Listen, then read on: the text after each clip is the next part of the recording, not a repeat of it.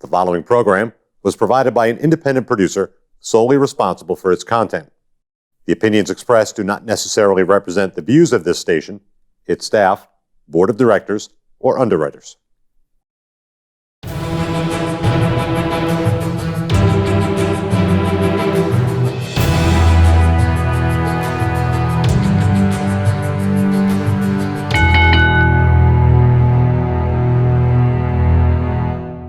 Hi, my name is Leo Connors, and welcome to The Ring and All Other Sports. Tonight, I got a very special guest, professional wrestler and manager, Sandy Starr.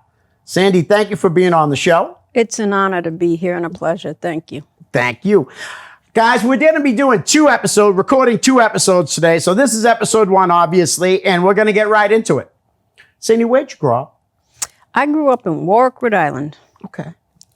And my brother used to wrestle for high school, and we used to watch wrestling at 12 o'clock on Saturdays from Detroit, Wow. where they had 2 rows on each side, and then they had the commission, and then the people would come off the stage, and that was it. Wow. You could see the 2 rows. Now, was that studio wrestling? Studio wrestling, yes. Was the Sheik the first to do Yes. this? He was, okay. Wow, okay. And Tex McKenzie and Bobo Brazil and all that. Cowboy Bob Ellis? Yes. Oh, those guys. And that, and I didn't know till I got much older. My mother used to go watch Gorgeous George before I was born. Right. So I guess it was my blood. Nice. So it went from there. So when I got older, my brother used to take me to Witchies. Yeah. Well, one time he went and took me to get the tickets for it.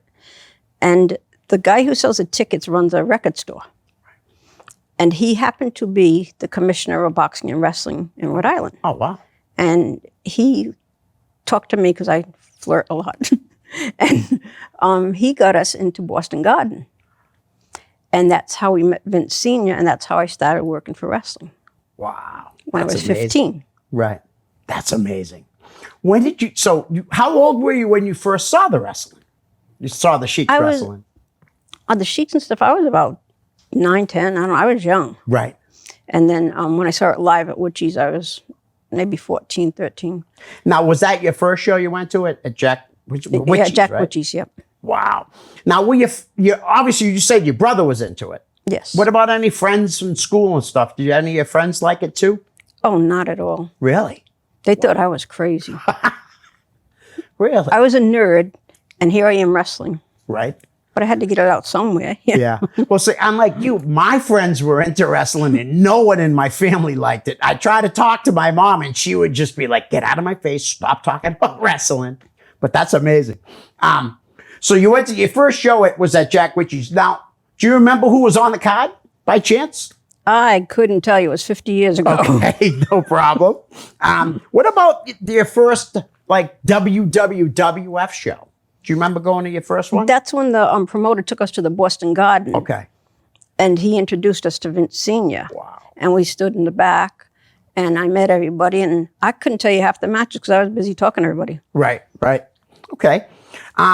When did you know that wrestling was something that you wanted to do? Oh, ever since my brother did in high school. Really? Because I do it with him at home, and I do the regular collegiate wrestling type thing.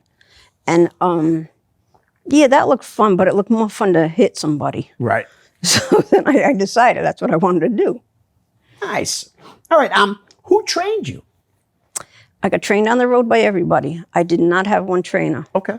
When we started, and I started from the beginning, I learned the whole business with the Savoldis and the Santoses and Vince Sr., and I keep saying Senior. Right. I'd get to train in the ring after we set it up and everything, and set up the concession and everything. Yeah. I had some of the greatest trainers in the world. Right. I mean, I had men, women, Yeah. people I looked up to, Right. I loved Dan Casey. I loved Sue Green. And of course, Vicki Williams was my height, so I was especially in tune with her because I was only short one. Yeah. But I wanted to do it. I didn't care how short I was. That's awesome. All right. So what could you tell us about your first match? My first match was, I think, in Rehoboth. And it was in a little place, and the little girl was greener than I was. So I kind of took over, and that's why I became the heel. Right. because all I'd do is say, come here, what you got? You know, come on, show me. I had to push her the whole match. Yep. You know, and of course I beat her. But, you know, that's where it started. Nice. And who did you wrestle that match for? What company? I don't know. It was a very small, it was a guy that used to run a wrestling. He has a barn that he lets the people train in. Oh, okay. And he just happened to have a little show. Wow. So at a school. So Right. we went there. Nice. All right. Well, I just want to let you know, sometimes I reach out to people that my guest is friends with to get some info that I might not know. I got quite a few without asking anyone this time. The respect you have, as I told you off air, you have from your peers is great to see. Before we dive into your career, I have to ask what it was like being in the inaugural New England Pro Wrestling Hall of Fame in 2008 that is put on by the great Joe Bruin. That was one of the greatest honors I've ever had in my life. And to this day, I can't thank him enough. Right. And I was the only woman for like 5 years. Wow. But that means a lot to me. Nice. And Joe's such a great guy. He actually, the last one that he did have, they inducted him into it. And he, I was there, yes. yes, that was really nice. Joe's just a great guy. I inducted my brother posthumously 5 years later Oh, nice. after I got inducted. Now, what was your brother's name? His wrestling name was Jack Savage, and he wrestled and he reffed, and he set up the ring, and he did everything just like I did. Wild Man. Jack Savage. Well, Whiskey Jack Savage. Whiskey. I'm sorry, you're right. I should have looked down. You're right. Yeah. 'Cause Yep. George Carroll asked that question.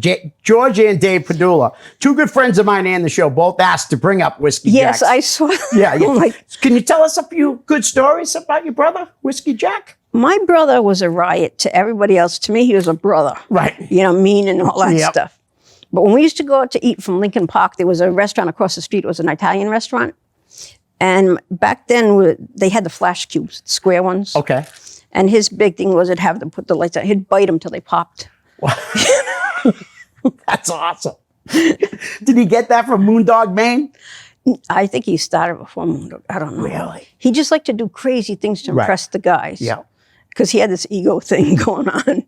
And he'd go around and eat all their salads. They had different salad dressings just to bug him. And, you know, he'd eat them all and whatever and stuff. But we had a lot of fun in the restaurants. Nice. I had more fun afterwards sometimes than before, you know. But Yeah. That's great. Because I told you off that sometimes I'll go with Sonny Goodspeed to the top rope and I have so much fun after the show. Right. They move it over to the bar and man, I start drinking. I feel like I'm 18 years old again when I'm hanging with those guys. well, drinking, me and little Louie. Really? I Yeah. remember Little Louie. You know, everything I say is like the Boston Garden, the old one. I never went to the new things, the new garden. And we'd stay there. We had rooms there all the time. And across the street was Sansoni's. It was a bar. Right.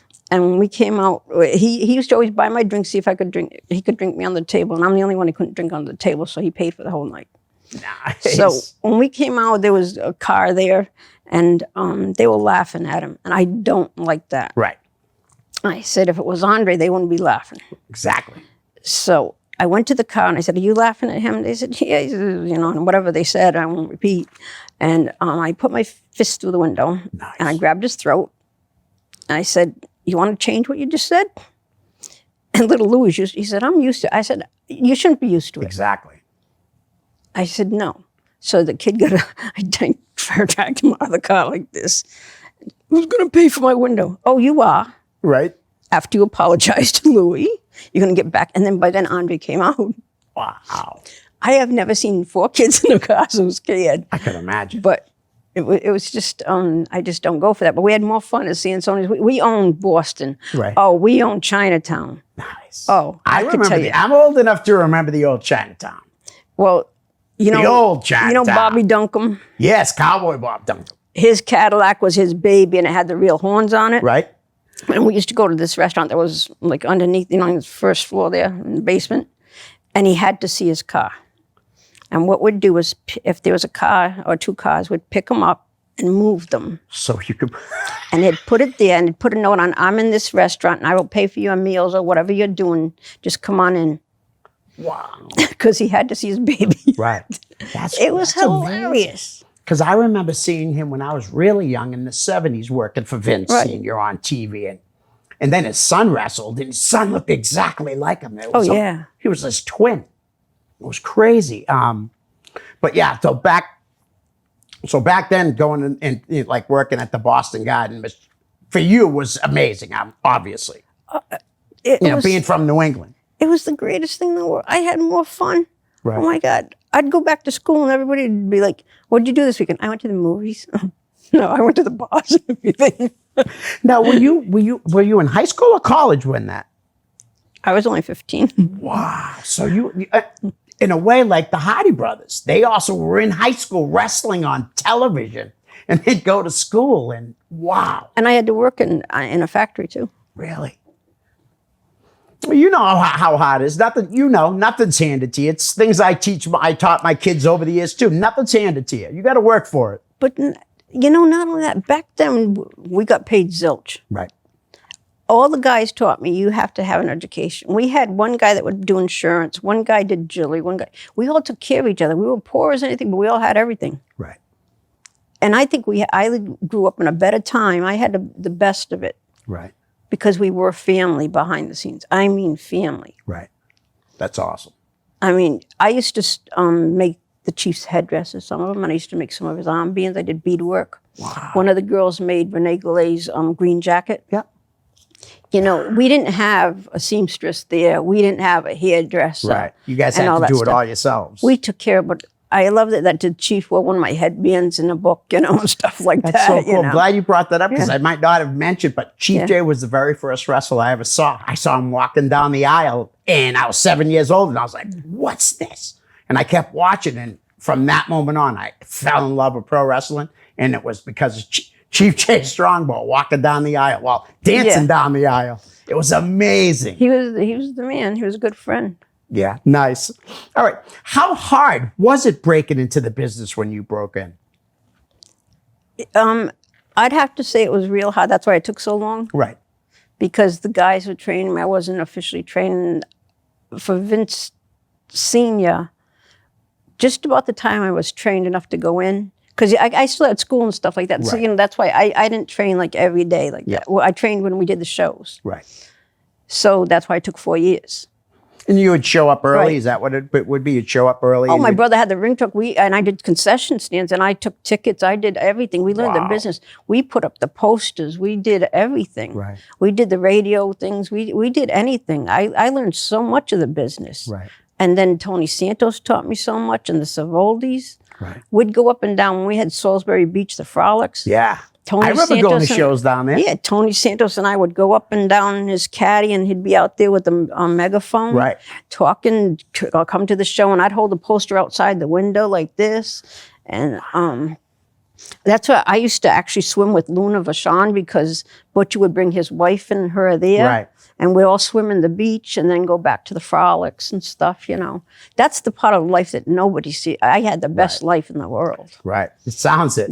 I actually got to meet Luna at a show that Jeff Costa put on, an all-woman show, probably over 20-something years ago.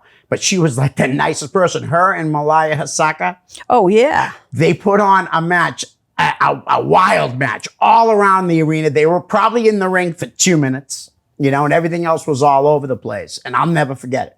I'll never forget meeting her that day and seeing how wild she was in the ring, but so nice behind the table, taking pictures with everyone. But that came with the family. That's the way the family was. Right. Her stepfather, her uncle, that's where she was raised, Right. Yep. It's amazing. So who helped you the most, would you say, at the beginning? I'd have to say people like Strongbow and the guys that were there then. Mulligan came later, but a lot of the locals too we had. Well, I don't say locals, I should say I don't like the word lesser guys either. But Salvatore Balomo, people like that. Nice. They Ron helped me. Shaw. Yeah, Nice. I got to talk, I'll tell you, one of the best ones, and he was older then. I didn't realize how old he was because he was so good and he's tiny. Ilio DiPaolo. Oh, I know that name, yes. He told me a few things, but I didn't realize because he was so good, he was so old. And when he's in the garden, he's so tiny, Right. But he taught me some of the techniques and stuff, So I'd get something different from everybody. But so I was taught what I call universal. Right. some people say I don't know how to wrestle because I know how to wrestle technical, hardcore, Right. universal, and catch as catch can. And nobody knows how to wrestle catch as catch can right now, except for me. Right. Nobody even knows what that means. Right. Do you know what that means? Well, yes, isn't it like more of a European style? It's more of Chinese style, I call it. Oh, You got okay. something in column A, these are all the holes for column A, these are the holes for column B, and these are the holes for column C. Okay. You can't get from A to C without doing some B. Right. You can pick any one and you go 1 to 1 to 1. Right. And that's catch as catch can. Nice. But these kids want to go, like, you don't go from a headlock to having me down pinning me. Right. Now. You got to get me down there first. Yes. You know? But that's catch as catch can. Okay. And we don't have to talk, we don't have to know anything. Right. If you go from A, I'll follow you to B, Yeah. and then C will come. Now, you brought up a couple minutes ago Blackjack Mulligan. Do you watch wrestling at all today? Not much. Not much. But I don't know if you have heard the news that one of the most popular, even though he was a heel, WWE guys, Blackjack's grandson, Wyndham Yes. Rotunda, Bray Wyatt, was just released. I saw that, and I was appalled. I don't understand. I really don't understand what's going on. To me, what I see maybe is I had heard rumors that they might be selling. I mean, why would you drop such great talent like him who was over, like I said, he's a heel, but was loved by everybody. He was the best character on television. He might have stood up for himself. And if you're not close enough to Vince and you Right. stand up for yourself, you can't do it. But if you're close enough, you can get away with everything. Right. Yeah. And that's the only thing I can see. I'll tell you about the Mulligan. Back in my day, they had 3-year contracts just about, and a lot of people don't know this. I babysat the Mulligans. They lived right outside of Boston. Oh, okay. The Von Erichs. They all had 3-year contracts. They'd buy a house. This is what I mean when we had the groups. Right. So they'd have the house seller and no fees and no nothing, none of that stuff. So they'd buy a house for 3 years, then they'd go to California, Florida, wherever they went. Right. So we had it made in that way. Yeah. But I babysat half the kids that are, if they're the second generation or third generation, Right. I babysat them, Wow. you know? Yeah. Because we took care of each other. Right. It's not like that today. Everyone's out for themselves, it seems. That's the problem. Right. And that's why some things don't come out good, matches don't come out well. Right. Because, I want to everybody see how great I am. No, it's not about you. It's about No. the match. Yeah. It's very true. Can you go through some of the companies that you had worked for when you started? I call it the alphabet soup Okay. because I'll tell you, some of the letters are the same for everybody. Right.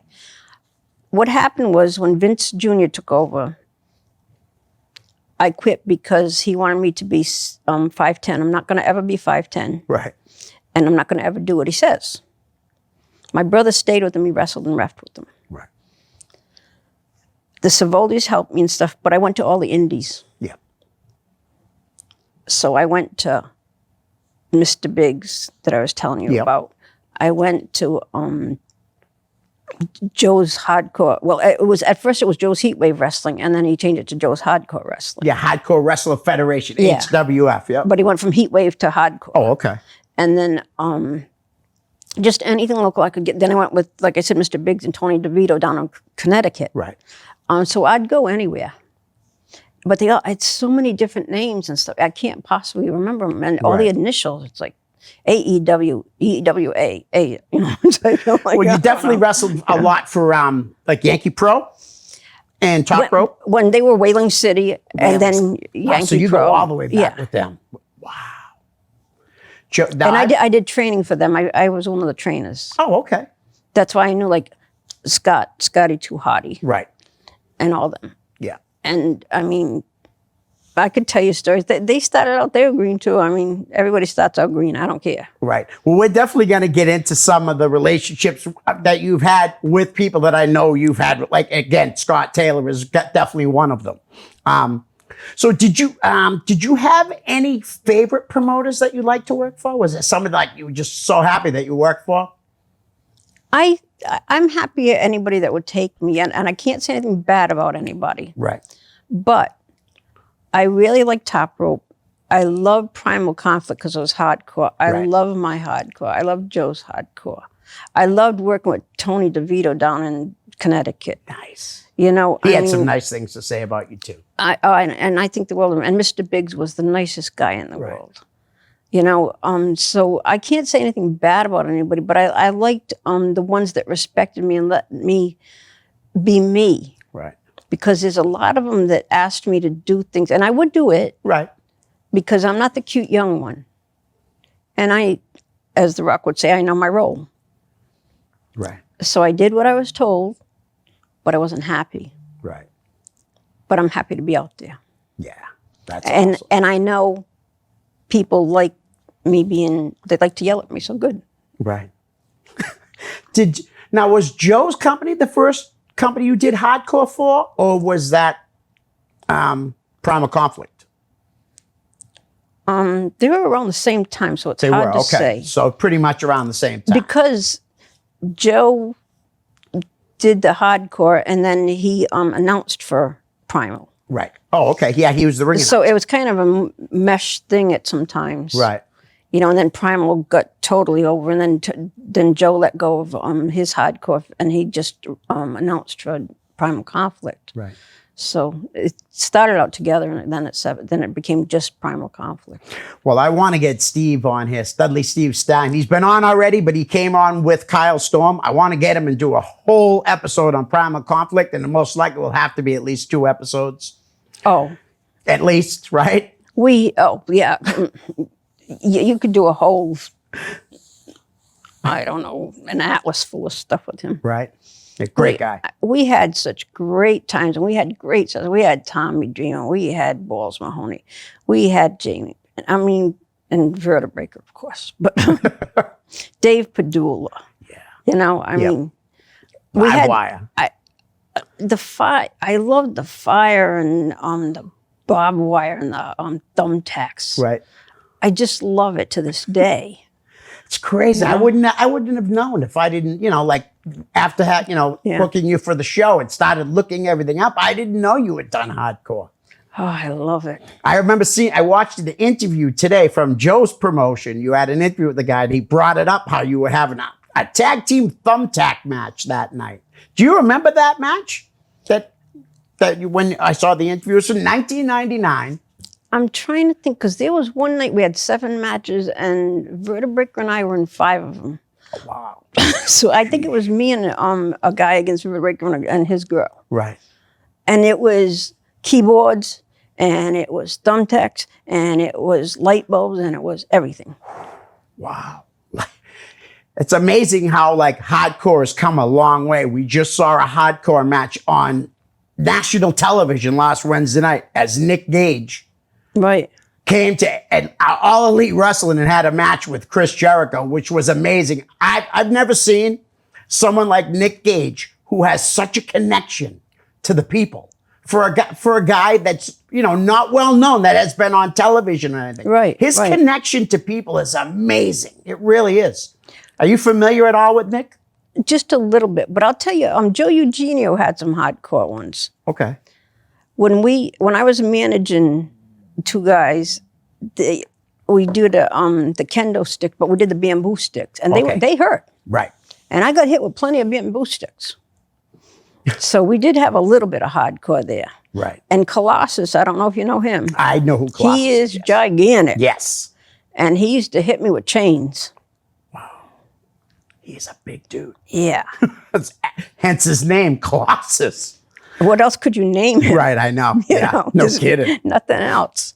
That's awesome. So Joe did have them too. Right. Now, who were some of the girls that you would work with back then? I mean, I know Brandy Alexander. Dennis Aleph was a good friend of the show. Wants to know if you crossed paths with Misty Blue. I knew all those because I was friends with Little Louie. Okay, yes. And I knew all of them, and I used to go to the shows and watch them and stuff, but they never invited me. They were kind of a clique. John could only take the pictures and ref. Right.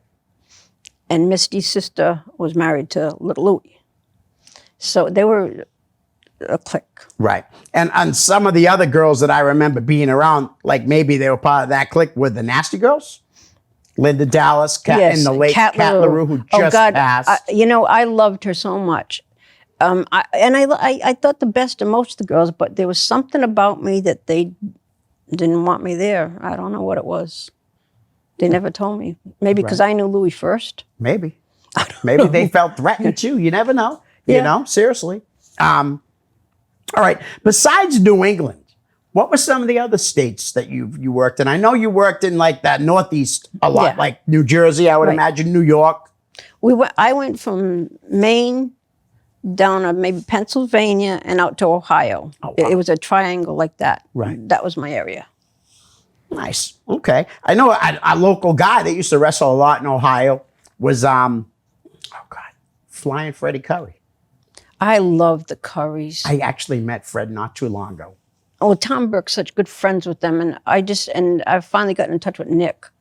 And, great kid. Yeah. I think the world of the Currys. Fred Curry was the bomb. Right. Because I like small people that can, like me, that can do things. You know? But I mean, Fred Curry's father, Wild Bull Curry. Oh, he was scary. I remember just looking at pictures in magazines because I was a magazine kid. And man, he just scared the crap out of me. Well, he was one of the ones in Boston and stuff like that when I started, yeah. Guys like him, Pampero Firpo. Is that how you say his name? Firpo, right? Yeah. Those guys scared the crap out of me. Him and I were good friends because we're Armenian. Okay. And all Armenian wrestlers are friends. Because we could talk about things and Spiros Arian's Greek, so that's close enough. Yeah. So he used to ask me to bring him food at Witchy's. And one time he wanted this spicy sausage and I brought it to him. And the Armenians don't quite make it like the Greeks. So you could hear over the whole arena, "This stuff stinks." I was in hysterics. That's hilarious. Because I was a big Spiros Arian fan. Wally was a good guy. Right. Then when he turned bad, I was not happy with him. But he was a friend of mine. I said, "I got this for you." I was so excited and everything. And he wasn't happy about that. But now, did you ever wrestle for let's promote Dennis Carluzzo? No. No, okay. Any promoters that you remember from like the New Jersey area?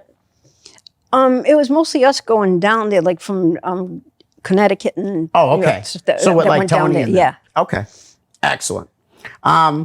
Let's see. It's not like I didn't put my name out there though. Right. Now, did you ever work overseas anywhere? No, I really wish I had. I'd love it. Okay. Who were some of your favorite opponents? Male and female. Oh, male. I love all my male opponents. I'll tell you right now, there's a girl, Latasha, that works for Top Rope. Luscious Latasha. Yes. I'm very familiar with her. She's awesome. Love working with her. She went to Japan. Nice. Yeah. Yeah, she's great. She is wonderful. I just love working with her. She's just fun. We did a cage match. That was the last match I did with Top Rope with her. Right. It was a cage match. It was awesome. It was 105 degrees in there, no fan, summertime. We were near the hottest point of the day. Right. We're dying in there, but we did it. She is so nice. I actually, for this show, I had my grandson on the show. It was episode 18.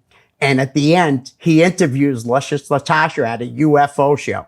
And it was awesome. She is so nice. He kept doing things like saying how pretty she was. The whole gimmick was he's interviewing, he turns around at the end and winks at the camera because he was trying to get that hug off her. He kept telling her how beautiful she was. And I mean, at the time, he was like 9, you know? So it was so funny. You have to check it out. It's really good.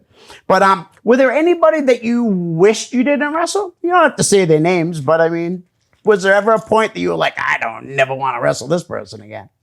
Oh, absolutely. Yeah. Yeah. But only 2, actually. Only 2. Okay. Right now in independent wrestling, we do see a lot of intergender matches. Do you remember your first intergender match? Because I know, like we talked about a few minutes ago, you did a lot of them. I've done so many. I couldn't tell you when it started, but me and Johnny I think maybe with Joe's Hardcore. Okay. And me and Johnny Justice with the chain matches and stuff like that. Okay. You know, but I've always loved intergender. Nice. And Primal Conflict, always. Right.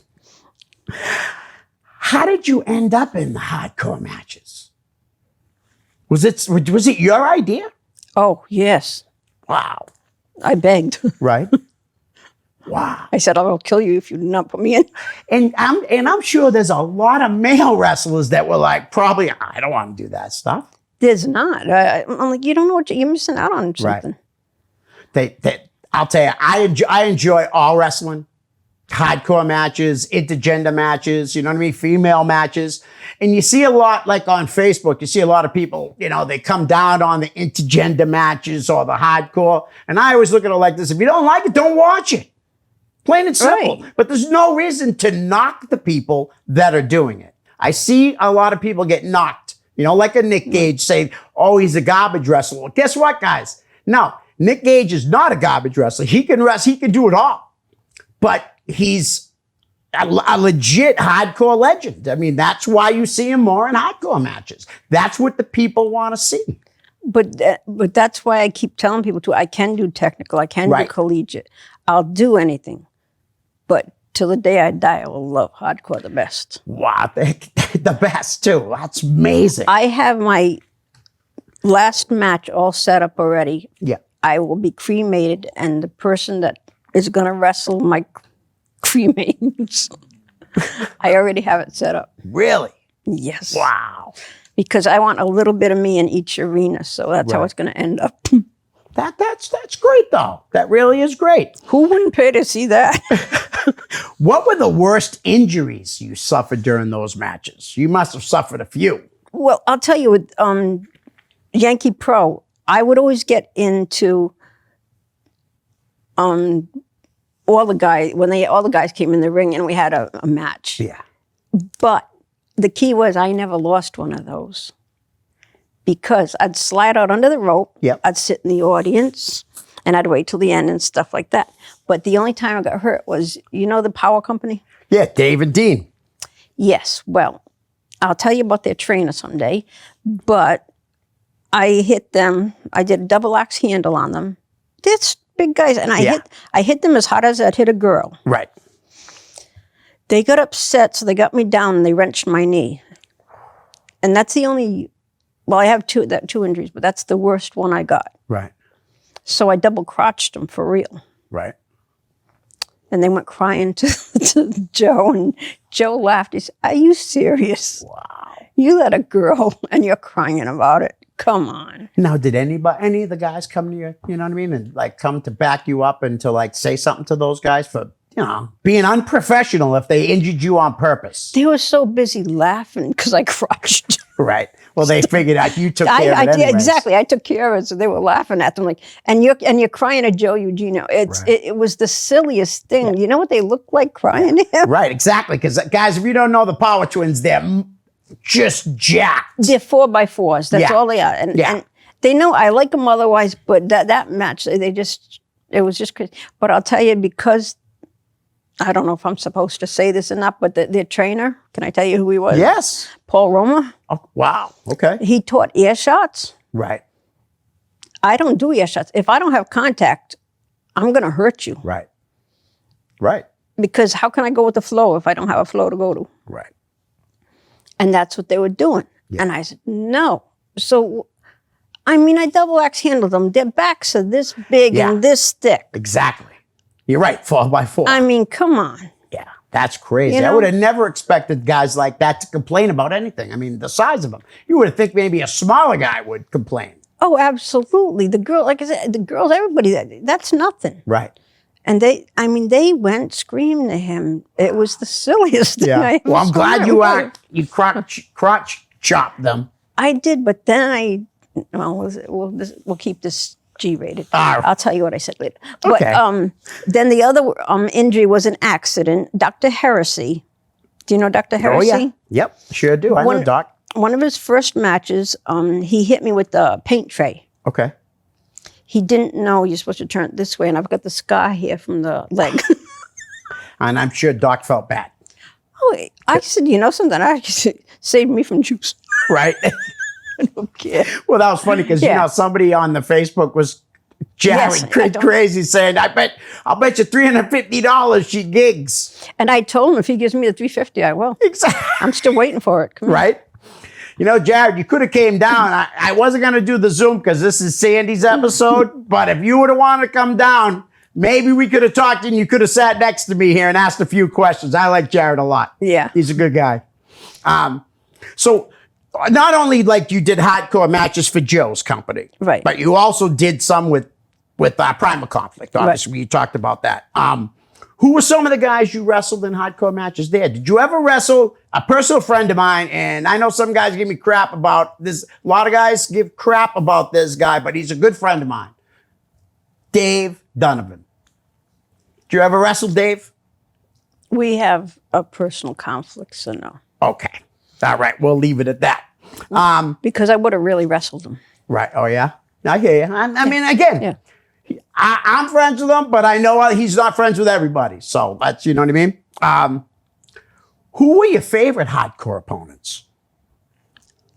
I got in there with Vertebraker. He had just quit because he was Ryan Storm. He was one of the Storm brothers. Okay. And he had quit them and quit the family and became Vertebraker. And he had That a with picture. Matt and Kyle Stone? Yes. Okay. He was the baby. Right. He had a family picture. Yeah. And he was in the ring and he broke it. She said, "This is what I think of the family." So I got in there and I said, "Your mother must have not taught you very well how to behave." So he decks me and throws me into the glass and the thumbtacks. Wow. And of course, I was bleeding all over the place. Yeah. So that's where that started. But I like working with Vertebraker. Nice. We worked many matches. Yeah. I've actually known the Stone brothers for a while. I've known Matt longer than Kyle, and Matt's always been just a great guy to me, too. You know, I love Matt. I was training his... Oh, that's the other one. There was two police, the Maniac Cops. They ran a federation. Okay. And they were policemen. They had to stop it because their boss said you can't do it because you could get hurt. Right. But so if they couldn't wrestle, they didn't want to have the federation. And this was in Johnston, Rhode Island. Yeah. So I trained Matt's wife, Adrian, and we wrestled, and it was the best day of my life. I turned 40, and I'm from Warwick, and I wrestled at Rocky Point. Nice. After it closed, they still kept the Palladium open, and I wrestled her, and I had the belt. Wow. My beautiful belt. Yes. And Adrian and I wrestled there, and I beat her, and then I went to Foxwood. Now, I had no idea that Adrian wrestled because I know she has a beautiful voice. I remember the first time I saw her, right? Ebony Blade was coming out and she sang his theme song. Well, his song, The Son of a Preacher Man. Yeah. What a voice on her. They have a band. I never knew. Well, they have a band, her and her husband and stuff. Yeah, they have a band. Yeah. Voodoo something. I'm sorry, Matt. Voodoo Doll or something like that. So, yeah. But Matt's amazing, though. Like I said, Yeah. amazing guy. I love Matt. I think the world of him. Right. And I had fun training Adrian. Nice. Like I said, I had no idea that she ever wrestled. I really didn't. Yeah. That's the first for me here, hearing that. And at Rocky Point, it was, to me, that was like, right. What more could you ask for on your 40th birthday? Right. You know? Did you ever say no to certain spots in a hardcore match or even certain opponents? No. Okay. Excellent. I am, I'm a firm believer of, I'm there to do a job. And it's like when I worked in the factories. Right. I have that same mentality. I might not like it, but I'm going to do the best I can because that's the way I was raised. Right. Me too. And I'm going to do whatever I can to make it the best it can be. Nice. You know, the kids nowadays don't have that in there. You know what I mean? They don't have that type of worth ethic, you know, unless their family sticks to them. Like I told you, I have 3 kids. All 3 of them work 2 jobs. Even my youngest who goes to college, she works 2 jobs because they know nothing's handed to them, you know? Right. So like you said, I grew up the same way as you, you know? I learned a lot from my parents, but the one thing I took from my dad more than anything was to be a hard worker. Never be lazy. I remember him telling me that when I would clean my room as a kid. Right. You know, never be lazy, work hard. And I told you I work in an elementary school, and I actually tell the little kids about that once in a while. You know what I mean? If I'm talking to kids, never be lazy. You need to work hard because once you get labeled lazy, it's very hard to change people's opinion of you. And then you start to believe it, though, and then you give up on yourself, too. Yeah, I didn't look at it that way, but you're right. Yeah. When did you start managing wrestling? In the star-studded stable. That's what it was called, correct? Yes. Okay. When I first worked for Joe Eugenio, there were no other girls. Okay. So he had me managing. Right. So that's where I started the star-studded stable, because there was nobody else to fight. And we didn't do intergender back then. Okay. So I had a stable. I went down, and when we were at the PAL, we used to be up 3 flights, was the dressing room. Right. And I brought 15 jackets, and I would change a jacket for each person I managed. And I'm the one who ran up and down the stairs all the time. Right. And you know, it takes 3 times as much energy for me to run around the ring as the guys are in the ring, because I stayed with my guy. Right. I was down by the end of the night. It was something else. Well, I'd like to go through some of the guys. Or do you ever manage girls too? No. Okay. I'd love to go through some of the guys you manage. Now, I do know one right off the top of the bat. He was here just a couple weeks ago, Mr. Brickhouse Baker. Yes. You managed him for a long time. Yes. Any good Brickhouse stories that you could tell?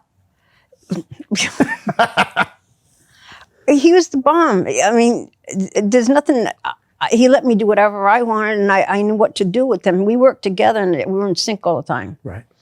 You know, I knew where he was going, and I knew where to be. He was easy to work with. Right.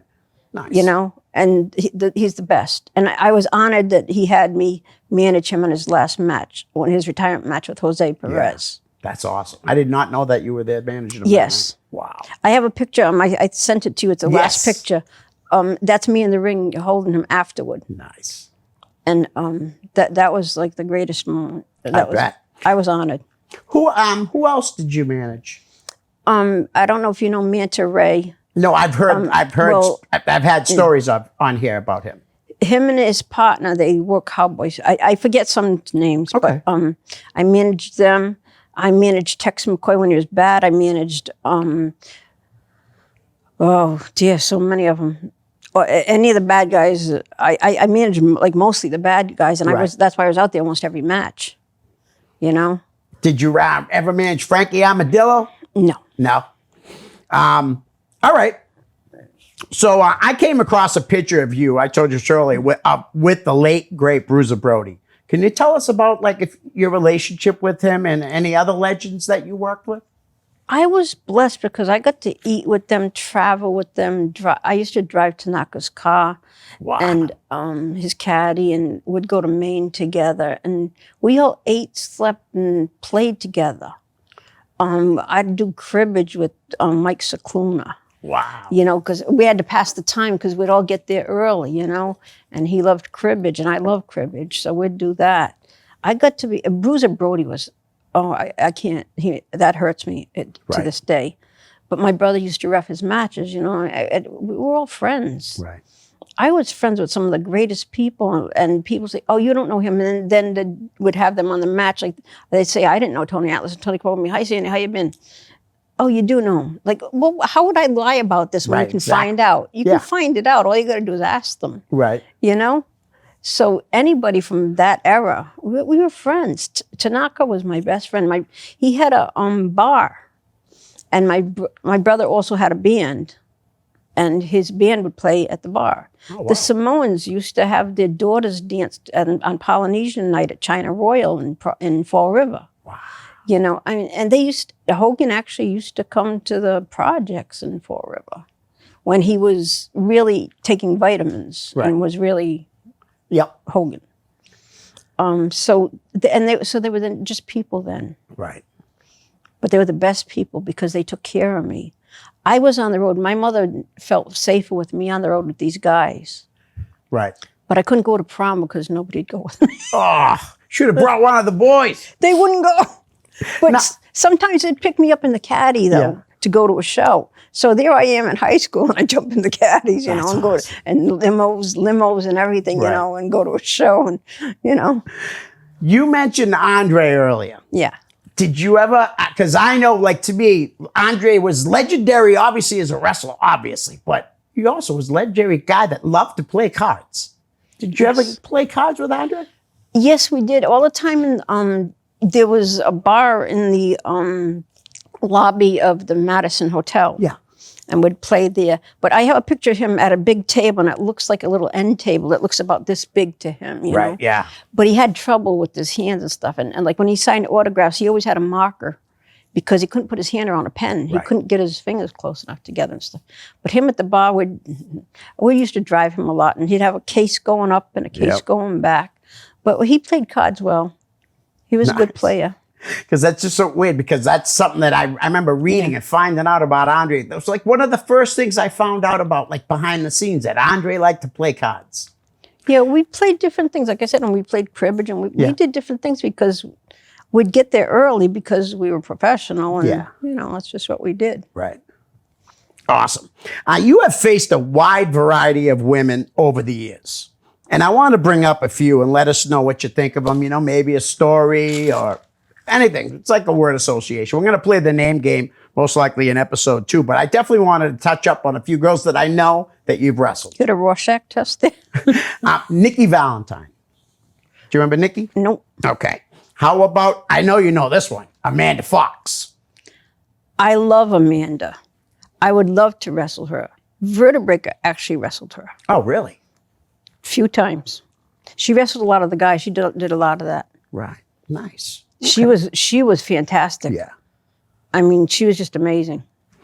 And how about this young lady who started around 2000, Ariel? She's good. Yes, she really is. Now she has quite the family. Yeah. Excellent. Her and BMT, Brandon Michael Thomas. Yeah. Excellent people. How about Natalia, who is Anthony Stone's sister? Yes. Yes. Now you wrestled her before. I know Yeah. that. Yeah. You any memories of wrestling Natalia? She's fun. Yeah. You know, I didn't have to say anything to her, and I didn't have to feel like I mothered her. Right. Because some of them I have to mother. Yeah. You know, but she was just fun. She was good. Nice. We already talked about Luscious Latasha, but here's one that always impressed me as being a pretty tough girl, Barbie, with not a tough name. You know what I mean? Because you think Barbie, you think the dolls, but boy, was she a tough girl. And I never got a chance to, but I'd like to. Really? I don't know if she still wrestles. I think she moved out to New York or something. She had a baby with Scott Reed. Right. Yeah. All right. How about this one is a female, wink, wink, Loretta Van Wink. Marshall McNeil. We tagged together. Really? Yeah, against Latasha and somebody. I forget who the other one You was. must have had a lot of fun with that because he's hilarious. It was a blast. I bet. And I said, you look better than me in a dress. He said he'd come on the show eventually, so I'm really looking forward to having Marshall McNeil on. And when he's Marshall McNeil, he's really good. Yeah, no, He's he very really good. is, yeah. Yes. So, but that must have been wild. You teamed with him when he was a woman. That's hilarious. It's online. Oh, I'll have to look that The up for tape is sure. online of him and I coming out at the PAL. Okay. It's just Now, was that for Top Rope Yankee? Yes. Okay, all right. How about a girl that's on national TV now with Impact, Alexis Nevaeh? Oh, I know her. I've known her I've wrestled her a few times. She's really good. Yeah. She is. She's really good. Eddie Edwards' wife, Right. which is fantastic. I mean, there's been a lot of local guys that have actually made it to TV, and Eddie, I want to say 2-time Impact World Champion and 1-time Ring of Honor World Champion. Right. And I don't know how many world titles he might have won in Japan, wrestling for Pro Wrestling Noah. Right. Eddie's just an incredible wrestler. How about Casey Ray? I don't know, Chris. Okay. Leah Morrison? No. Okay. I know you know this one because she's on TV today, and you did have a match, at least one match, might have been multiple people, but Mercedes KV, Sasha Yes. I like her. Banks. Was she like easy to work with, listen to you and all that? Didn't you know, she was, I would say she was her and Latasha are one of the people that can do catch as catch can. Nice. Just it rolled and it just went and it was beautiful. She's right, no lie. I mean, she's one of the best women wrestlers in the world right now. Matter of fact, if I'm not mistaken, last year she was Woman Wrestler of the Year. I know that she's had matches of the year, like the women matches, just incredible between her and Charlotte. was great. Her and Becky Lynch. I mean, Right. the talented women out there today is incredible, and it's great to see them getting more time. How do you feel about that? You must like that. I do. I'd tell you though, there's people I'd like to wrestle, like Lita. I think the world of Lita. Right. I always thought she was great. I thought so too.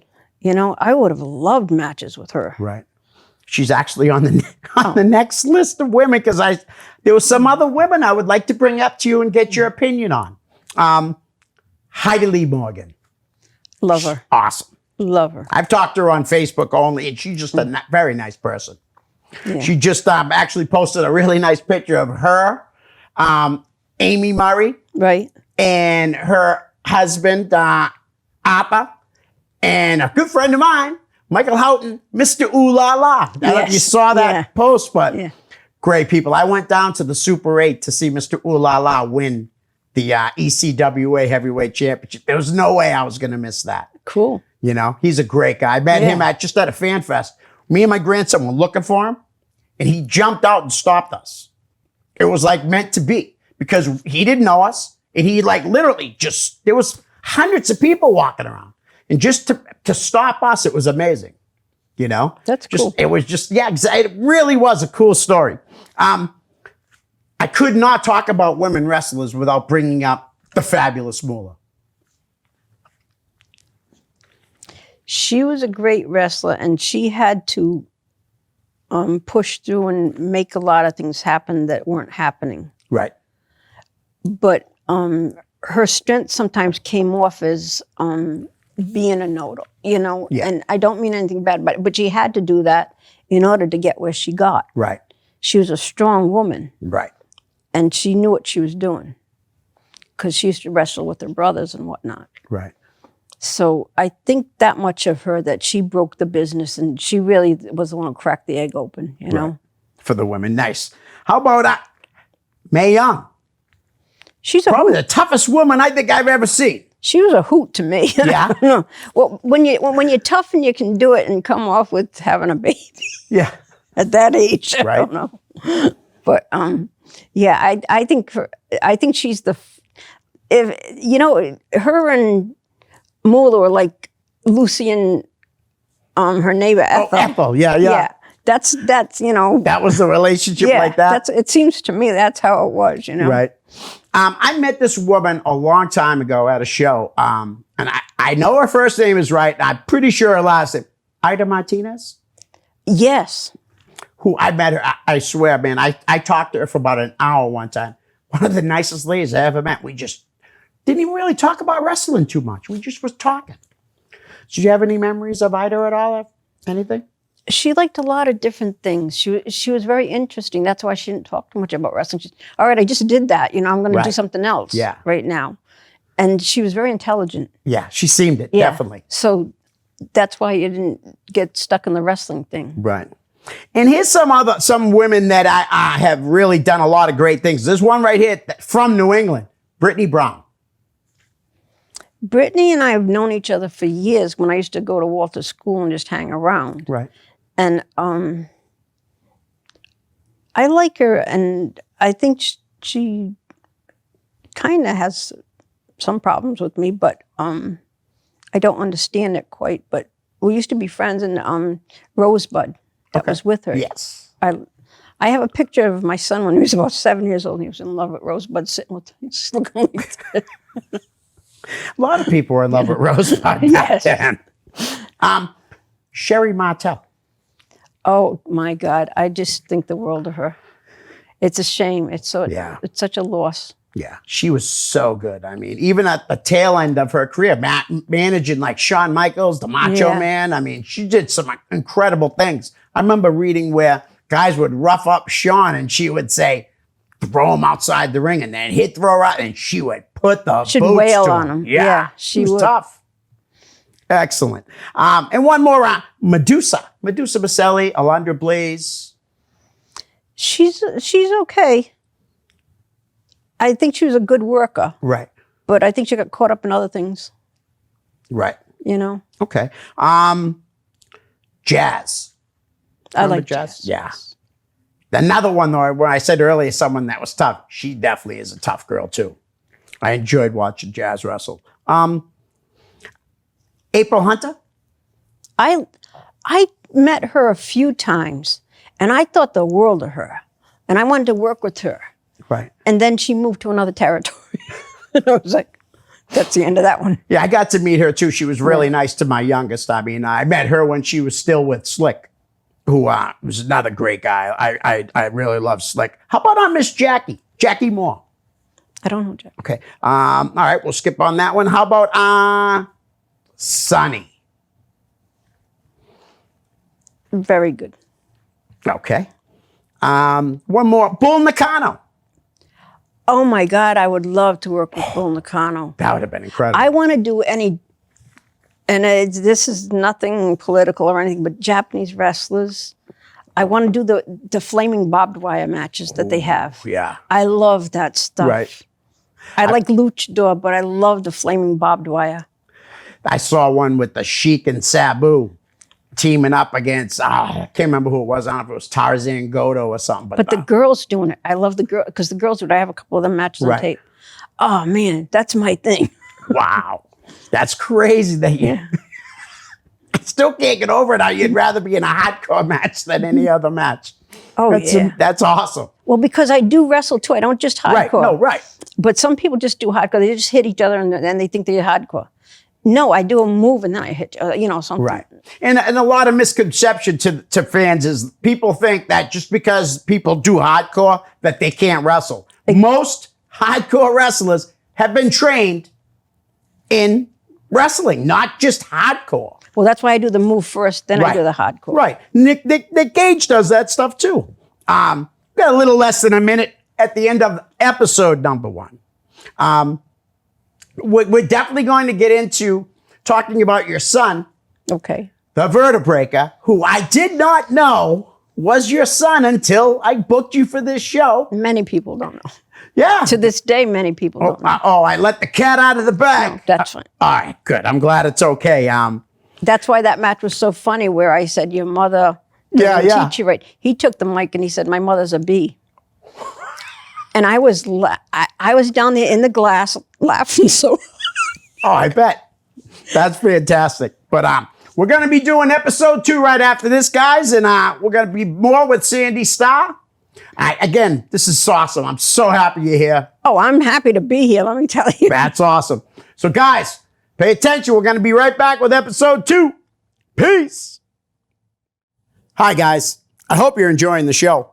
Listen, I could use a little help to grow my YouTube channel. So if you could please like, share, and subscribe. That's most importantly, subscribe. Send me a direct message, and I'll give you a shout out here on the show. My YouTube channel is real simple. It's just my name, Leo Connors. Thanks in advance. Peace.